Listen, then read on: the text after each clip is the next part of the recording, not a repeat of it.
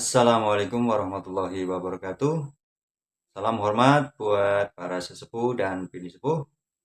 Salam santun buat sedulurku semua dimanapun panjenengan berada. Mudah-mudahan semuanya dalam keadaan sehat, tidak kurang suatu apa. Pada kesempatan kali ini kita akan membahas tentang Sang Satrio Piningit Sang Kinasih, Satu Raga Seribu Jiwa. Jika kita melihat video-video dalam YouTube, tentu sudah banyak yang membahas tentang hal ini. Lalu apa maknanya yang dimaksud dengan satu raga 1000 jiwa, satu nama 1000 gelar, dan satu orang 1000 kisah perjalanan? Tentang ketiga hal ini memang semuanya saling terkait. Yang dimaksud dengan satu raga 1000 jiwa, tentunya Sang Kinasih seperti mempunyai 1000 jiwa. Padahal ini maksudnya adalah dari jumlah para leluhur, baik itu dari golongan tokoh-tokoh Nusantara, tokoh-tokoh dunia, para raja, kemudian para walinya Allah dan para nabinya Allah. Mereka semua berada di samping Sang Kinasih dan tentunya akan memberikan sebuah bimbingan, memberikan sebuah pengaruh terhadap sifat Sang Kinasih. Maka dari itu, beliau dikatakan sebagai satu raga 1000 jiwa, karena sebenarnya dalam diri Sang Kinasih banyak sekali jiwa para leluhur yang sesungguhnya berjumlah lebih dari 1000, yang mendampingi, yang memandu, yang memberikan nasihat kepada beliau. Kemudian terkait dengan satu nama 1000 gelar, Sang Kinasih tentunya mempunyai sebuah nama yang umum pada diri beliau, yaitu nama yang ada dalam KTP ataupun nama yang dikenal sehari-hari dalam kehidupannya.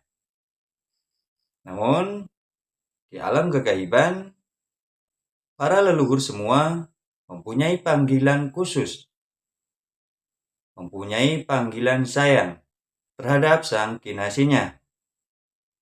Dari semua kerajaan, dari semua tokoh-tokoh Nusantara maupun tokoh dunia, kemudian dari para walinya Allah, para nabi dan para rasulnya Allah,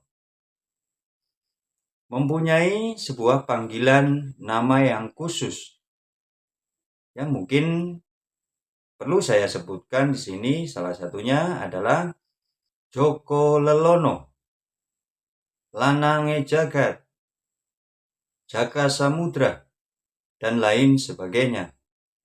Dalam kesempatan ini tidak bisa saya sebutkan satu persatu, karena itu memang terlalu banyak.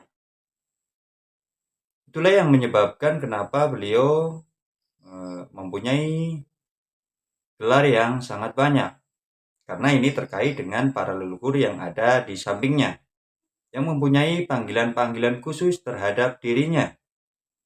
Apalagi kita ketahui, kerajaan di Nusantara saja, semenjak dari zamannya Nabi Adam alaihissalam sampai saat kita ini, tentu banyak sekali kerajaan. Belum lagi tokoh-tokoh yang terkenal. Belum lagi para wali, para nabinya Allah. Tentu sangat banyak.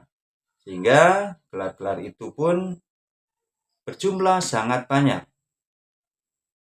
Jadi tidak heran jika beliau satu nama mempunyai ribuan gelar. Kemudian gelar ini pun akan terkait nantinya dengan kisah perjalanan beliau ketika sudah muncul di hadapan umat ataupun di hadapan semuanya. Di antaranya adalah Sang Satrio Piningit itu sendiri, karena dia merupakan seorang kesatria yang masih dipingit, yang masih disembunyikan. Namun ketika beliau sudah muncul di hadapan umat semuanya dan sudah dikehendaki untuk menjadi seorang pemimpin, tentu beliau akan menjadi seorang ratu adil, raja yang adil, pemimpin yang adil. Itulah salah satu gelarnya. Belum lagi nanti jika dikaitkan dengan gelar dari golongannya agama Islam, tentu sudah mengenal dengan sebutan Al-Imam Al-Mahdi. Jadi kita bisa memahami sebutan-sebutan yang sudah terkenal, yang sudah kita kenal dalam video-video YouTube. Tentu itu bukan nama dari aslinya beliau, namun itu adalah sebuah gelar. Kemudian terkait dengan satu orang dengan 1000 kisah perjalanan. Lalu ini maksudnya apa dan bagaimana? Menurut saya, beliau sang kinasih. Memang orang yang dipilih oleh Tuhan secara langsung, yang sudah dipersiapkan mengemban tugas amanah di akhir zaman ini, untuk memberikan kemakmuran bagi seluruh penduduk bumi, dan memberikan ataupun menegakkan keadilan di muka bumi ini. Sehingga pastinya beliau merupakan manusia yang terpilih, manusia yang diberi banyak sekali kelebihan. Dalam beberapa video yang telah saya upload, tentunya panjenengan semua sudah memahami. Salah satunya adalah tentang sukma beliau dan raga beliau yang memang diberikan kelebihan ataupun memang istimewa dibandingkan dengan manusia-manusia lainnya. Dalam hal ini, satu orang mengalami 1000 kisah perjalanan. Ini maksudnya adalah beliau secara sadar ataupun tidak sadar dalam kehidupannya semenjak beliau lahir di dunia ini mengalami berbagai macam kisah perjalanan. Yang kisah perjalanan hidupnya ini tidak layaknya seperti orang biasa. Banyak sekali cobaan, ujian dalam hidupnya. Yang semua ujian dan cobaan tersebut pernah diberikan kepada orang-orang yang terpilih, yaitu para tokoh leluhur, para raja Nusantara, para walinya Allah, para nabinya Allah, dan para rasulnya Allah. Sehingga kita bisa membayangkan betapa beratnya kehidupan yang dialami beliau. Banyak sekali cobaan, banyak sekali ujian, dan itu levelnya sudah level yang berat. Mungkin kita sebagai manusia biasa yang tidak diberi kelebihan seperti beliau tidak akan mampu menjalani semua itu. Jika dia bukanlah manusia yang dipilih Tuhan, bukan pilihannya yang maha kuasa, tentu tidak akan mungkin mampu menjalani semuanya. Namun inilah bukti bahwa apa yang Allah pilih, apa yang Allah tentukan, pasti sudah lengkap dari sisi semuanya. Allah memberikan kelebihan. Baik kelebihan secara kesabaran, pemahaman, keimanan, dan lain sebagainya. Sehingga dalam menjalani semua ujian yang diberikan, beliau dapat menjalani dengan baik dan dapat dikategorikan lulus dalam semua ujian yang diberikan. Dari ketiga hal ini, semuanya memang terkait dan saling mengait. Karena telah mengalami semua ujian dan cobaan inilah, sehingga para leluhur semuanya mendampingi beliau. Kemudian, dari dampingan beliau inilah, mereka mempunyai panggilan tersendiri terhadap sang kinasih. Sehingga banyak sekali nama ataupun gelar dalam dirinya. Belum lagi nanti ketika beliau muncul, maka akan mendapatkan banyak juga gelar-gelar yang diberikan oleh umat. Jadi seperti itu sedulur,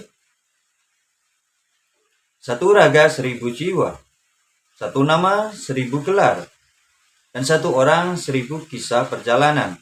Semuanya terkait dengan para leluhur yang mendampingi. Dari hal inilah kita dapat mengenali beliau sebelum beliau memberikan sebuah bukti-bukti yang nyata. Seperti yang banyak orang sebutkan, beliau mampu mengeluarkan harta mana, mampu mengeluarkan pusaka ini, pusaka itu. Menurut saya, itu belum waktunya. Kalau saat ini, jika kita ingin mengenali beliau, maka kenalilah beliau dengan ciri-ciri secara gaib. Salah satunya adalah banyaknya para leluhur yang ada di samping beliau. Baik itu golongannya tokoh nasional, tokoh dunia, para raja Nusantara, para wali, para nabi, dan para rasulnya Allah. Namun hati-hati sedulur, karena golongan jin, makhluk gaib, itu sangat pintar, sangat pandai untuk menyerupai sesuatu dan menyerupai seseorang. Sehingga kita tetap harus berhati-hati. Jangan sampai kita malah tertipu dengan sang kinasi yang palsu. Kemudian ada satu lagi yang mungkin menjadi salah satu cara kita mengenali beliau, yaitu banyaknya pusaka-pusaka yang ada dalam diri beliau. Karena pusaka tersebut terkait dengan semua para leluhur. Itu juga menjadi sebuah bukti bahwa para leluhur semua memberikan restu, memberikan izin, dan memberikan wewenang kepada sang kinasi untuk menjadi seorang pemimpin di dunia ini. Dari semua yang saya uraikan tadi, ini juga menjadi salah satu bukti yang kuat bahwa sang Satrio Piningit, sang kinasi, atau apapun itu sebutan, dia adalah Imam Al-Mahdi. Karena tidak mungkin ada dua nahkoda dalam satu kapal yang besar. Tidak mungkin ada dua pemimpin dalam sebuah kerajaan. Karena itu akan membuat sebuah keributan dan sebuah perselisihan. Jadi, sang Satrio Piningit, sang kinasi, Ratu Adil, dan sebutan-sebutan yang lain itu adalah sosok yang sama dengan Imam Al-Mahdi. Demikian sedulur yang dapat saya sampaikan. Semoga apa yang saya sampaikan ini bermanfaat buat semuanya. Saya ucapkan terima kasih. Kurang lebihnya mohon maaf. Akhir kata, Assalamualaikum warahmatullahi wabarakatuh. Salam santun buat semuanya.